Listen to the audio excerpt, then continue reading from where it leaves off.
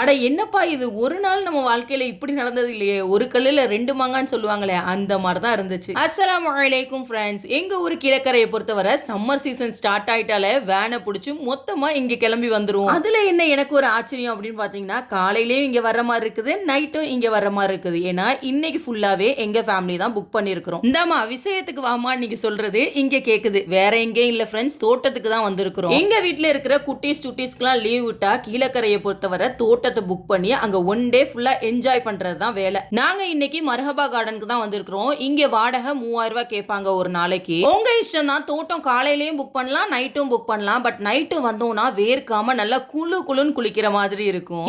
இந்தாமா என் நீச்சலை பத்தி உனக்கு தெரியாத, இப்ப அடிச்சு காட்டுறேன் பாருன்னு சொல்லி என் கணவர் தண்ணிக்குள்ள குதிச்சுட்டாக. பரவாயில்ல நம்மால் நல்லா தான் நீச்சல் அடிக்கிறார் அப்படின்னு சொல்லி நானுமே வேடிக்கை பார்த்துட்டு இருந்தேன். குட்டீஸ்லாம் நல்லா என்ஜாய் பண்ணி விளையாடிட்டு இருந்தா. அதோட நானுமே போய் ஊஞ்சல் ஆடுவோம்னு சொல்லி எல்லா ஊஞ்சலையுமே ஆடிட்டேன்.